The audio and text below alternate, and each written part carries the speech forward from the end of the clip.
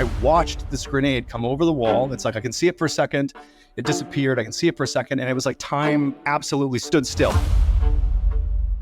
And when I was in this blackness of not seeing and not hearing, I knew absolutely that this is death. I had mental issues, I had emotional issues, I had real physical issues. I was a complete psychopath.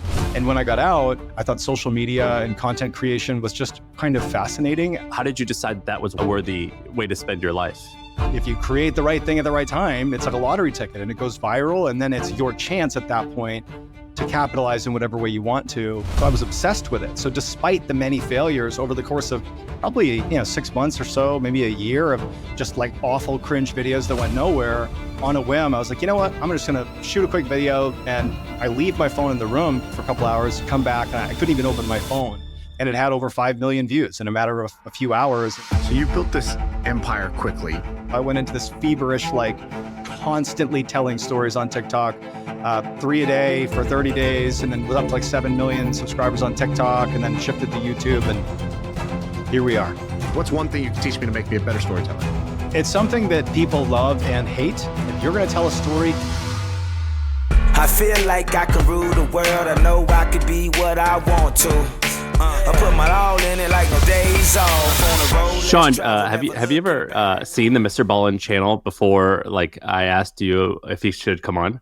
No, when I found out you were coming on as a guest, that's when the research started. And I went to your TikTok first, and then I went to YouTube, and then I started watching some other stuff. But I love the genre, but I'm not like crazy about it. My brother-in-law is nuts about these spooky stories. He does something I don't even understand. You got to explain this to me.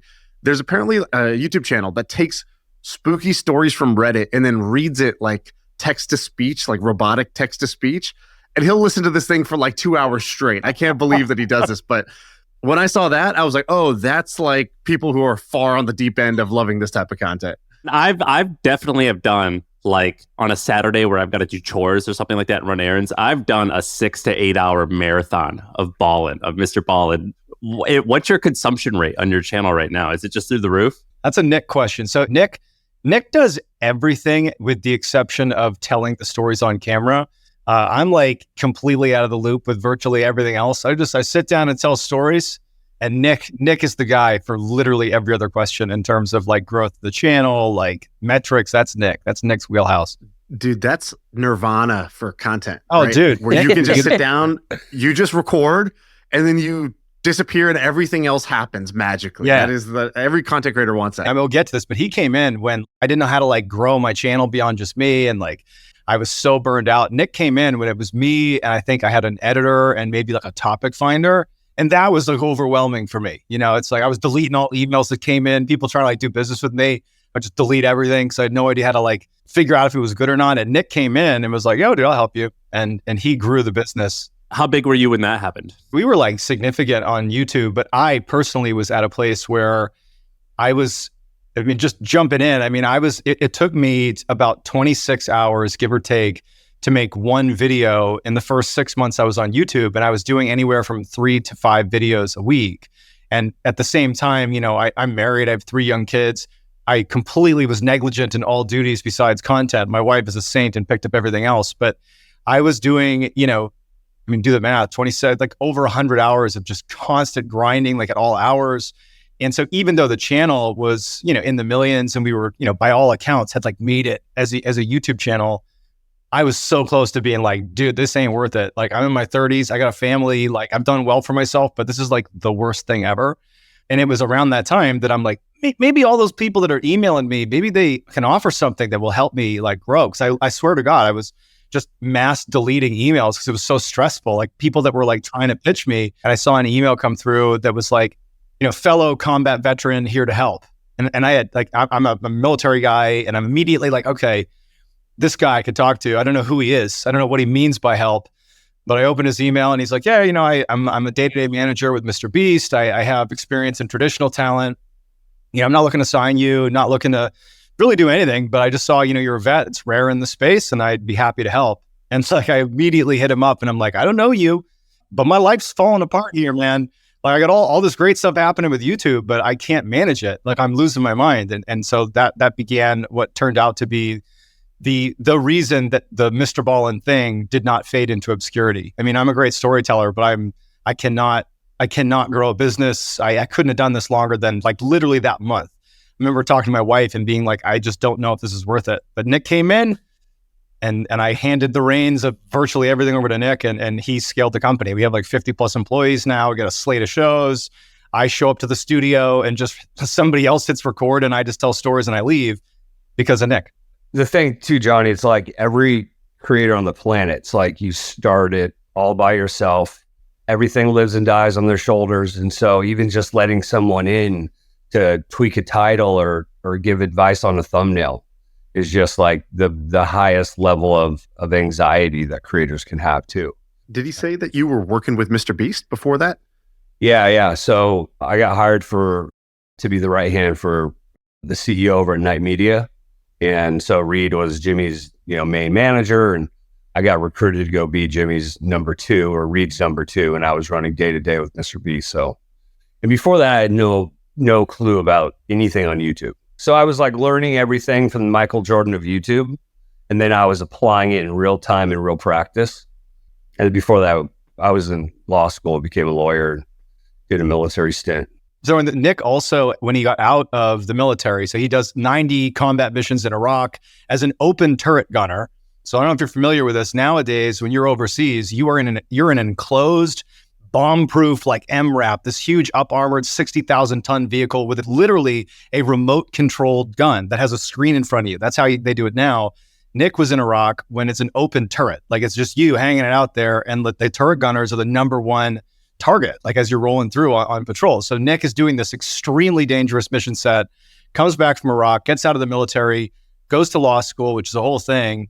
And then he ends up deciding he wants to get into entertainment law, but he has no idea how. So he just begins pestering WME, one of the biggest talent agencies in the world, to like let him work for them. No one's taking his calls. They're like, he's showing up in his one raggedy suit that he's got, like trying to make an impression. He's this big yoked dude with tattoos all over him. No one wants him. He finally gets the attention of one of the partners. He's like, all right, dude, you come here all the time. Like you can work in the mailroom pushing the mail cart. And the dude quickly ascended and was like working with talent, like killing it. So Nick is a highly persistent dude who just does what he wants. It's pretty amazing. We got to know Jimmy because we do an event with him every year. We call it Camp MFM.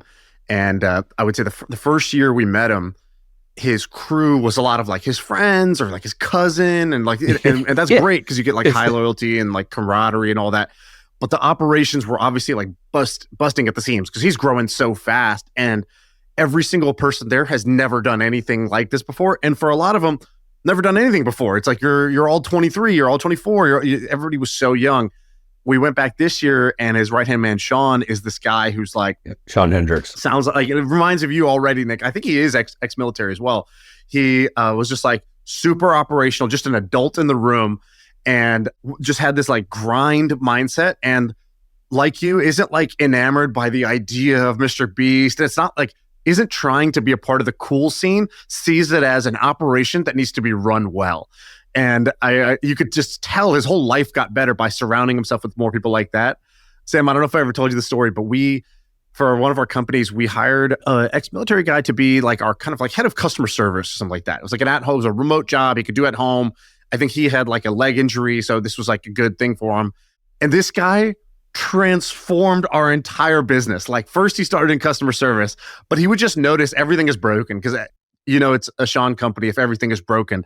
And so he would find that the next thing's broken, and he would just be DMing me in Slack. By the way, the best part was he wouldn't make you feel bad about fixing stuff. He would just give me these like military phrases. He'd be like, slow is smooth and smooth is fast. He just hit me with that in the morning.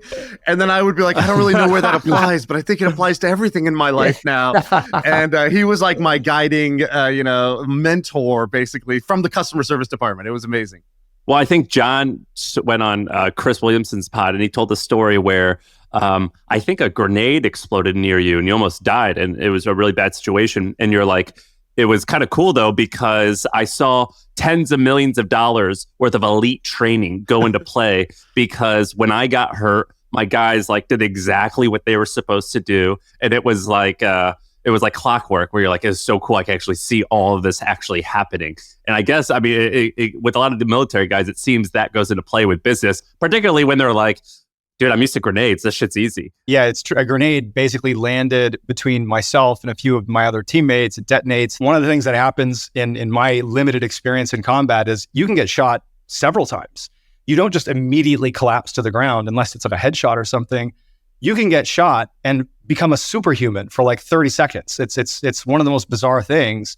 And it's like we're engaging these guys, and in this absolute chaos, they lobbed the grenades over the wall to our side. And I remember I watched this grenade come over the wall. It's like I can see it for a second. It disappeared. I can see it for a second. And it was like time absolutely stood still. It's not I'm not making that up, but that was my experience. It's like I'm witnessing my death. Here comes this grenade. I know it's a grenade. It's like my brain has become hyper focused on what's happening. And I remember thinking as it came closer to my head, this all happened in a fraction of a second. I remember thinking, boy, if it detonates here, it's going to blow my head off, and my mom won't be able to identify me. Like, I just hope this falls below my head. So even though it's going to kill me, at least they can see my face. I can have an open casket. My family can see me. But, it reached my head, and I'm just embracing for death. And then, it's lights out, lights on, lights out, lights on. It falls, it hits my shoulder, and it goes and begins to travel down to the ground. I remember having this thought of when it was at my torso, again, in this fraction of a second, thinking, phew, my face will be intact. And now it's going to blow me in half, but at least my mom will see her son's face. But it makes it to the ground. And now I'm thinking, holy cow, like it might just blow my legs off. I might live through this. It hits the ground and it detonates. And I can only compare it to, first of all, I'm prepared to die at this point. So I was just ready for whatever happened. There was no pain involved, but it felt like somebody took a handful of rocks and just threw them as hard as they could at my back and my hips and my legs. And it was zero pain. Like there wasn't even really shock, even though we are all, the 7 of us, in the lethal range of this grenade. We just think that it was basically muffled or deadened slightly by being in sewage. By the way, I got E. coli as a result of this because sewage was shot into my body. But yeah, I collapsed to the ground, and then all hell broke loose. I mean, of the 7 of us that were behind this wall, 6 become incapacitated, down to the ground, like unconscious or badly hurt. Our medic, who also is a SEAL, he's incredible. His name is Kyle. He would tell us later on that everybody goes down. He knows that there's multiple enemy combatants literally on the other side of the wall. And he's like, I just went into flow. He began rescuing us under a hail of gunfire. And so rounds are coming in, rockets are being fired overhead. I'm barely conscious, and our medic just began pulling people out under the hail of gunfire. My memory, which it would take years to learn what actually happened because my memory was not accurate, was I felt like the rocks hitting me. And I kind of like looked up and was waiting for a combatant to come into the alleyway we were in and finish me off. And then like somehow or another, I was pulled like 10, 20 feet away and brought into this alleyway. And then Kyle, the medic, wound up putting tourniquets on my legs and saving my life. But years after the fact, Kyle and we didn't speak following this whole thing. It was like so traumatic. We came back to the United States separately. We didn't talk for 4 years. It effed with all of us. But when I sat down with him, he would tell me that after the impact, after the detonation, he said, I looked and I saw you on the ground. And I thought at first you were on a sheet of ice. And he was like, that doesn't make any sense because it's not cold enough. And he was like, that's when I realized you were actually in a puddle of blood. You were face down and I assumed you were dead. And in terms of triaging the situation, I couldn't work on you. You were the lowest chance of survival. And he was like, I left you to die. I thought you were dead already. And then after the others had basically been pulled out, somebody came back and pulled me up. And I remember like being sort of in and out of consciousness. And my memory of this, I think, was fairly accurate because I got brought basically, here's the T. I got brought like to the stem of the T, if you will. We're still getting shot at. And I have these, they're called quick release tourniquets sitting on my kit. They're literally on you so that you can quickly access them to stop the bleeding. And you actually put them here to save your life. And I didn't have the strength to break the rubber bands because I'd lost so much blood. And so I'm sitting there, no one's with me yet. I've just been dragged here and left. And, rounds are coming into the alleyway. And I had this moment where I could see everything, I could hear everything, but then my vision completely went. I went blind. I couldn't see anything. And I could only hear. And then the hearing turned into what sounded like helicopter, like woo, woo, woo, woo. And then I went to nothing. And I had this point where I'm in a void. Can't see anything, can't hear anything. I know I'm alive still, but it's I compare it to when I was 7 years old and I fell rollerblading and I badly broke my collarbone. And the second I hit the ground, I stood up and I said to my dad, I broke my collarbone. And like, I'm 7. I don't think I ever even thought about the fact that I had a collarbone or even knew that that was called a collarbone. But it was like, your brain is like, yep, that's what happened. It's something traumatic and you know it immediately. And when I was in this blackness of not seeing and not hearing, I knew absolutely that this is death. Like, absolutely. It was just matter of fact. And I couldn't believe it. Like, I just got married. Me and my wife had put off the idea of having kids until after this deployment. And I'm like, I can't believe that's what's going to happen. I'm going to die here. And one of my final thoughts was, I wonder if in the newspaper, will it say John B. Allen, like killed in action, or will it say Jonathan B. Allen? It was like just weird thoughts of like, will my obituary make a national newspaper or just a local paper? Like, when are they going to tell my wife? It was just so weirdly matter of fact. And it struck me that like, just as much as you know how to live without thinking too hard about it, it's the only thing we know. You are ready to die. You just don't know it yet. When you face that, I imagine you have some type of questioning of like, how do I want to spend my time? Life's short, things like that. Does that mental clarity kind of carry with you for a decade? Honestly, it has. Oddly enough, even though I tried out and became a SEAL, I actually felt like I was somebody that was constantly turning down opportunities in fear of failure. And it was almost like overcompensation to go try out to be a SEAL to like internally write that or balance that out. Like, I had shot down so many opportunities.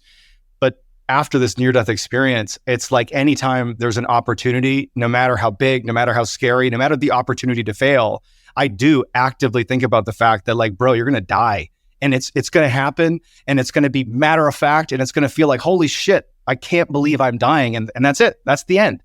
And that is the thing that I think about. Just like, not the fragility of life, but the matter of factness of dying. The same way we live every day and we don't think about it. You don't wake up and think, oh, I better live today. You just do it. The same shit happens when you die. And it's going to happen when you probably aren't even expecting it. It's like, there you go, you're done. And so I carry that. And just to close the loop there, after I got medevac and was safe, they debrief you after you're when you're taken out of country for an injury. And they asked me like, so what are your takeaways now that you've survived this ordeal? And I said to the commanding officer, I'm like, you know what? In real time, I watched what Navy SEALs do under fire. Not me. I was completely worthless. I'm like incapacitated on the ground. But I watched millions and millions and millions of dollars in training, like in practice, and it was beautiful. It was like the training works. And so that's actually used as a quote by that guy. He's like, the training works. This guy said so. When you're deciding to build MrBallen's studio, first of all, going into business, going into content creation, and then building a media company, how did you decide that was a worthy way to spend your life? Basically, I fell backwards into this. I mean, I got out of the military in 2017. It was a medical retirement that was due in large part to this injury I've just described. I wound up deploying one more time in the team, but I had mental issues, I had emotional issues, I had real physical issues. I was a complete psychopath by the time I was being effectively told it's time for you to wrap it up here in the Navy. And when I got out, in an effort to get myself a civilian job, I wound up connecting with this guy named Jordan Selleck, who's this investment banker in New York, turned entrepreneur. And he's like, man, you got to network. And so I started like going on LinkedIn and networking, didn't even know what I was doing. I was just like randomly messaging random people. But before long, I had like met enough people that there was this idea to have a networking event in New York. And so I invited some people that were also leaving the SEAL teams to come with me to meet some business people in New York. It was like pretty open-ended. And I wound up giving a couple of, I guess a speech, if you will, at this like weird event with like 50 people. We called it Elite Meet was the name of the event. And it was meant to just be this one-time event. I gave this talk about, hey, in the room right now, we have these veterans and like, here's what they bring to the table. And Jordan, who was there with me, he talked about what the business people had and what offered opportunities they were looking to fill. And it was great. Like a few people got hired as a result, but ironically, nobody was asking me about getting a job because the assumption was, this is your job. You run this networking event. And so I ended up making that my job. And for a couple of years, I was the CEO of Elite Meet. But to shorten the story, the pandemic happened and our charity was largely event-based. We literally had these big networking events that we would, cultivate over many months, and we couldn't do events anymore because no one could do anything. Like the world shut down. And it was around that time that I was sort of looking at other pathways to live my life. And I thought social media and content creation was just kind of fascinating as mean, it's one of the few places where it's fairly obvious that, unless you really buy into this idea that algorithms are like totally, leaning one way or the other, ultimately content creation is a big meritocracy. Ultimately you can create content with no platform, no nothing. And if you create the right thing at the right time, it's like a lottery ticket and it goes viral. And then it's your chance at that point to capitalize in whatever way you want to. And I tried cashing that lottery ticket for a while, doing some cringe, like weird sketch comedy on Instagram and LinkedIn. And I was doing like dance videos. I'm like a middle-aged dude doing dance videos on TikTok, getting made fun of. It was horrible. It was like nothing worked. I was like, boy, I got this. I'm going to be a content creator. But I had this document on my computer. I had 2 documents. There was like TikTok ideas or content ideas. And on one document, it was like, I'm not kidding, like 50 pages of single space, just bullets of ideas of types of content I could create. And then I had this other document that had a single word on it, or it was like a single bullet point, and it just said Dyatlov Pass. So Dyatlov Pass is this very famous mystery about these hikers in the 1950s who go missing in the Ural Mountains. And they're very experienced hikers and that wind up going missing, and then they're found, and there's these photos of their campsite, and it's been, desecrated, and their bodies are found, and they're like wearing each other's clothes, body parts are missing, they're radioactive. There was one person that was like tucked up in a tree, and there was all these scratch marks at the base of the tree. This was like in the middle of like the Ural Mountains, like it's just snow and ice everywhere.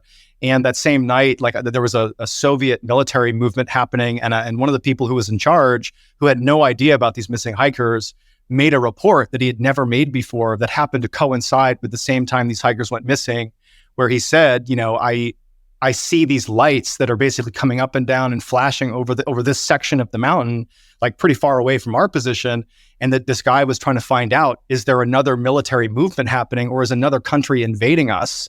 And so it turns out there wasn't, and no one knows what those lights were, and no one knows what happened to these hikers. And so it's this great mystery. And I thought it was fascinating. And that's the content that I like. Like when I go on the internet to look at video, when I'm eating my lunch, that's what I'm going to watch. I'm going to watch videos like that. And to date, I had been trying to mimic other people's content style. I was just copying stuff and trying to hit it big on social media, and it was just not going well at all. How many other videos do you think you made before you had that kind of hit and you found your lane? Because I think this is really important. A lot of people expect to just know their lane up front or hit early on. And even if intellectually they realize I probably will have to do trial and error, even failing like 7, 8, 9 times, 11 times in a row is completely demoralizing for the average person. So how many videos do you think you made before you popped off? On TikTok specifically, there's a slightly bigger version to this story, because there was a time where in between 2017, when I was medically retired, and 2020, when I post this video that goes viral, we were using social media, specifically LinkedIn, to try to drum up support for Elite Meet. We would basically tell stories in text format with a picture attached to it about veterans that were leaving the military. And I would kind of like write stories about their experiences and then like anecdotally how they connected to why they'd be a good fit in these types of industries. And it was very successful, not viral, but we raised like $500,000 on micro donations that stemmed from these posts that we were doing, me and Jordan in particular, my co-founder. And so I had gotten, call it a taste of what social media can do. Nothing like, what Mr. Ballen is, but it was like using social media as a real tool. And I remember sometime in like 2018 and 19, we're doing all this content that's really centered on veterans and drawing, donations for this charity. And I decided to kind of selfishly, in tandem, begin posting very similar content, like anecdotal military experience type of content, but my own. And with not the intention of drawing support to Elite Meet necessarily, although that was kind of like incidental. It was more like building my own personal brand as like the Navy SEAL. And I drew the ire of the entire Navy SEAL community. Yeah, dude. SEALs hate that, don't they? Which is like super unfair because, I've read the book about the guy who killed bin Laden. Yep. I forget his name. And then there's Goggins and a lot of these guys. My SEAL friends, they talk shit about people who use Navy SEAL as a story. And I understand their perspective. Their perspective is like, it's us. Like, we don't talk about this. We all did this together. But then I understand the other perspective of like, yeah, but like you just served your country and you almost died, and like you're probably likely looking at like not that awesome of a life after you retire because you're bummed out about what you experienced, and there's a whole bunch of shit why like it doesn't look awesome once you get out. And so I understand that perspective of like, dude, take what you can get and get ahead. So it's a challenge. You're in a tough spot. Yeah, and unfortunately, it was a blessing and a curse, because in a way, when I began posting, text stories of, how I wasn't intending to come off as like Mr. Navy SEAL, but that's entirely how it came off. And once I made that shift, I was like, I'm going to delete all the SEAL content and start anew and just try my hand at something that is completely divorced from being a SEAL. I did probably hundreds of videos that were like, some did relatively well, get a couple hundred or 1,000 views, but like nothing was turning into anything. But I have this sort of obsessive quality when I want to do something. And it's definitely what, allowed me to become a SEAL. It's like if you want to be really good at something, you kind of have to only do that. And I had this idea that like, I really want to do something with social media. And so I was obsessed with it. So despite the many failures over the course of probably, 6 months or so, maybe a year of just like awful cringe videos that went nowhere, I had like reached a point where my wife was like, dude, you got to like figure something else out here. This is not really going anywhere. She was very diplomatic about it, but we got 3 young kids, or we had 2 at the time. But I was at this water park in Pennsylvania, this indoor water park with my wife and kids. And on a whim, I was like, you know what? I'm just going to shoot a quick video, the 60-second talk about the Dyatlov Pass. And so I film it in my hotel room, and I leave my phone in the room because we're going down to the water park and I didn't have a way to waterproof it. Leave my phone, me and my wife and kids, we go down to the water park. We're there for a couple hours, come back, and I couldn't even open my phone. There were so many notifications pouring in for this one video on my TikTok account that had no following. It was like this brand new account basically, and it had over 5 million views in a matter of a few hours. And I was like, holy cow, like as you guys have seen in this podcast, I love to talk, love to tell stories. Maybe I can just keep doing this on TikTok. And so I went into this feverish, like constantly telling stories on TikTok, 3 a day for 30 days, and then was up to like 7 million subscribers on TikTok, and then shifted to YouTube. And here we are. Well, let me tell you one thing. This is going to tell you a little bit about you and a lot about me. You told 2 stories just now. Yeah. You told a story of you representing our country, nearly dying in war, being saved by the Navy SEALs, facing a life or death experience. And I was like, I like this story. Then you talked about how you came home, you got on LinkedIn, you started using the easy button to try to post content. And then you admitted, you were like, I didn't want to be doing that, but I was doing that and I didn't care. I wanted to do it anyways. And then people shit on me for it and it felt really bad, and they were right. Yeah. And I was like, I ride with this guy. I love this guy because there are so few people on Earth. There are a few people on Earth who have lived through war and survived.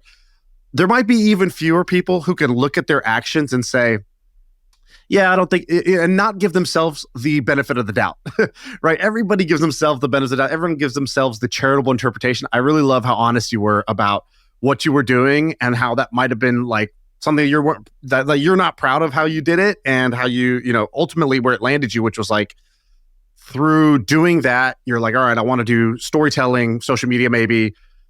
You kind of had a taste of it, but then you tried to make it by copying what others were doing on TikTok.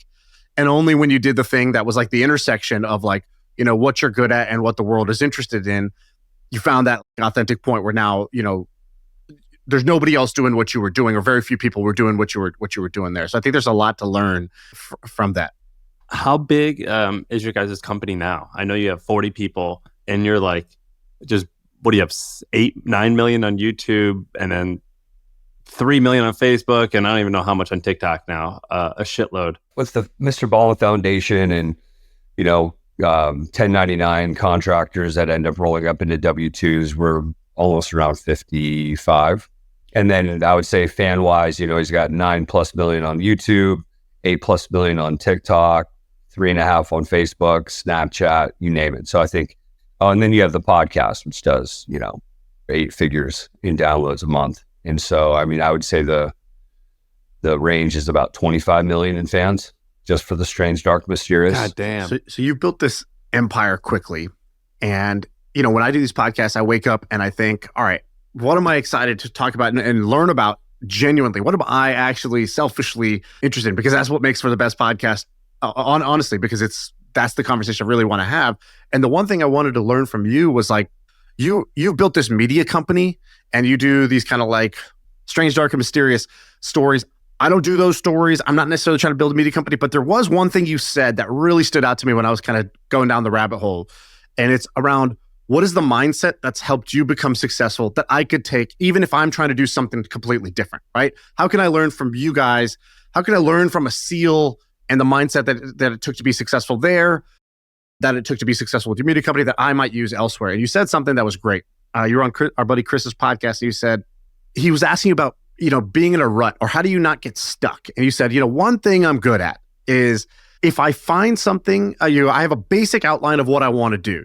As long as something checks enough of the boxes, I don't overthink it, because you said most people, or, other people could sit there and question what, we have something that you think might work, and you could sit there and question and say, is there some alternative that's slightly better? Is there something that would check more boxes, or how would this work, and get caught up in the details? I really love that mindset, because I think that is every entrepreneur has been guilty of that once, if not is stuck there. Can you talk a little bit about that mindset? What did you mean by that?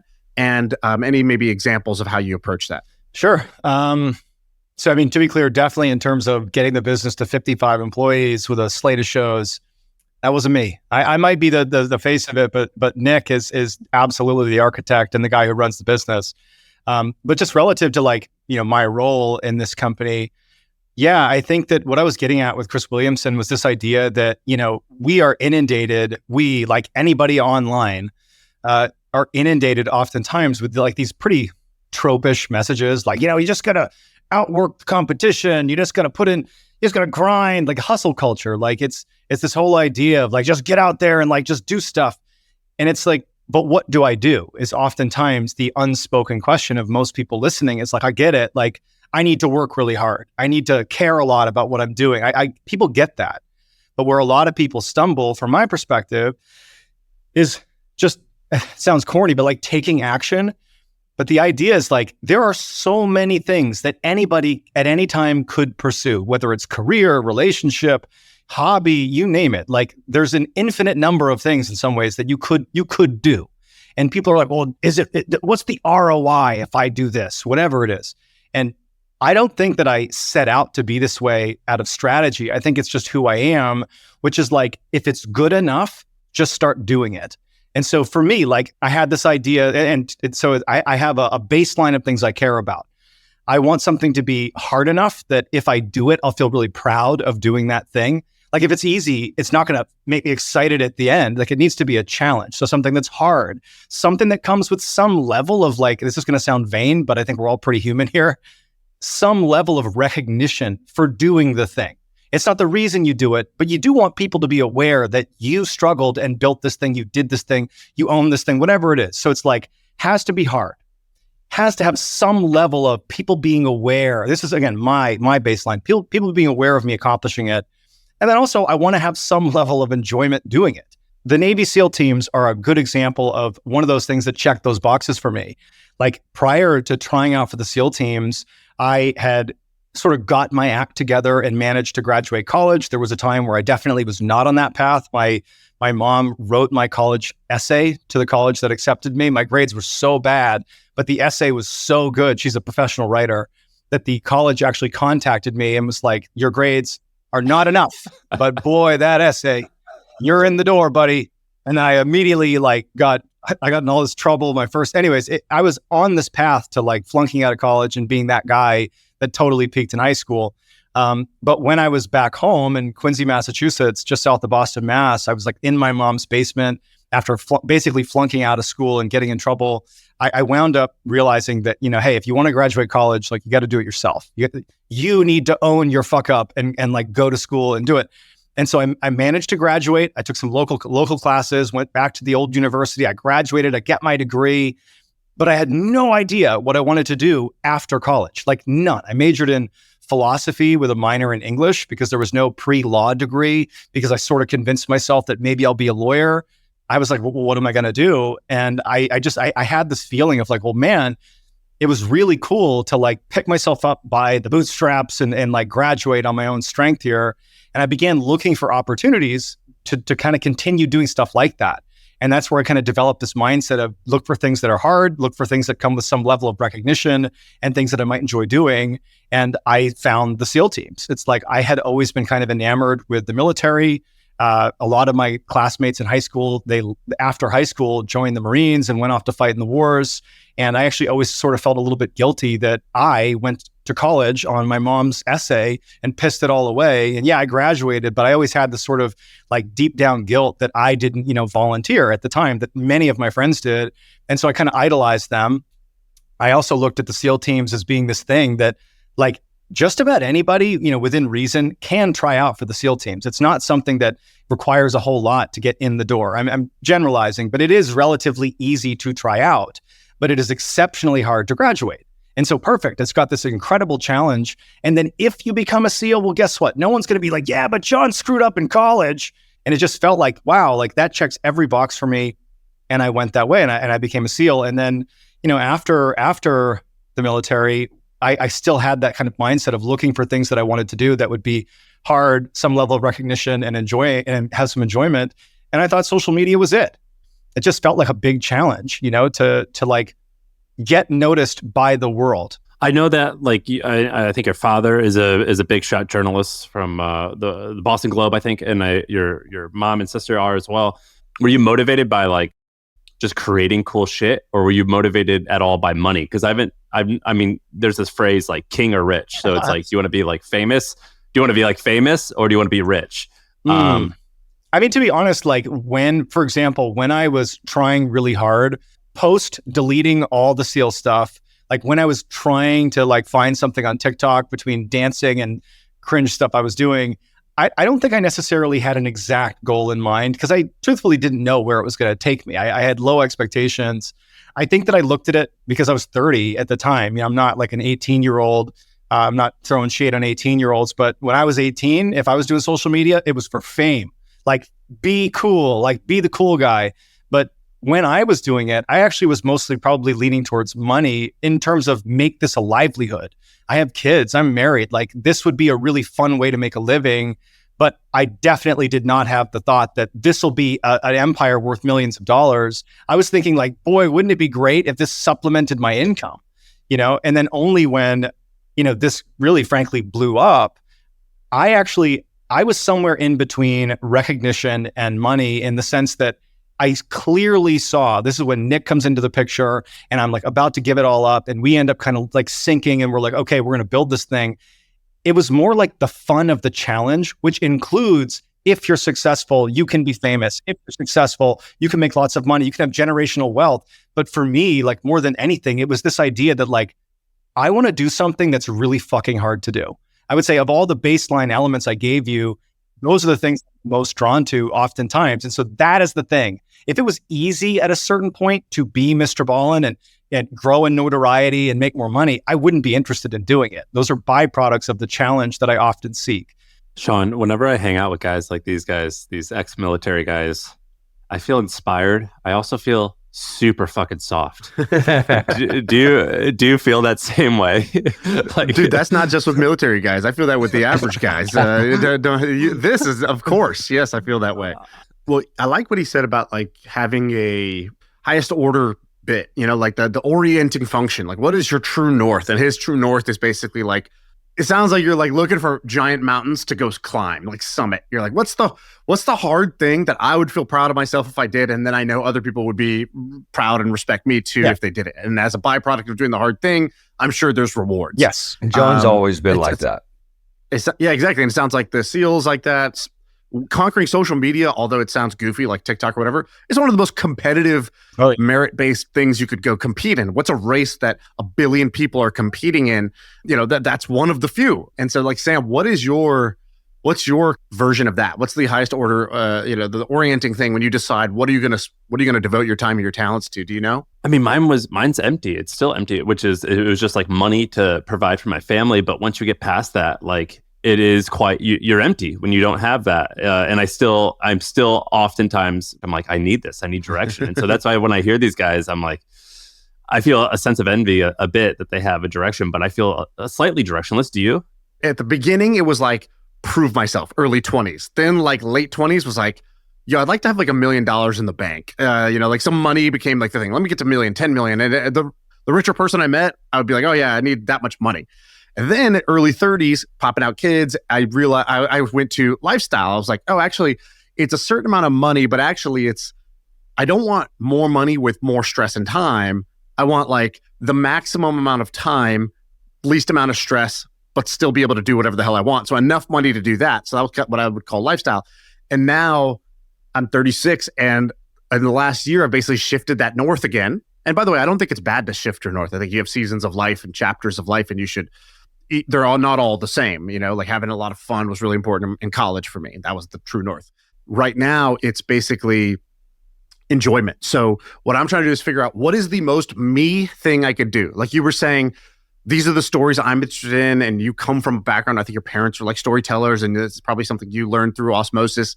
I think about it like this. What can I do that's just simply me pushed out to the world? That is my highest orienting function. And then the filter is basically, am I doing this because doing it is the reward, or am I doing this for some future rewards?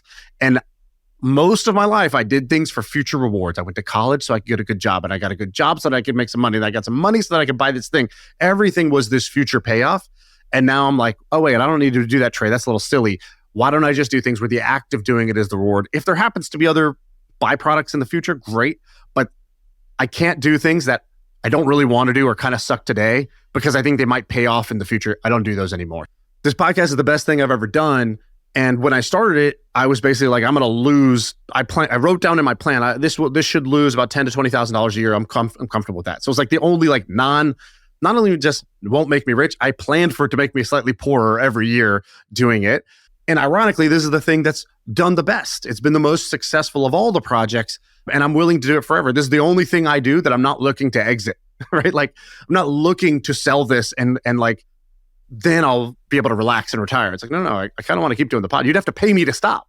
Do you guys have, for MrBallen's Studios, do you guys have this like North Star in terms of how many people you're going to reach or how big the company's going to get? Or is this a business that you're like, man, one day we could sell this for like $200 million?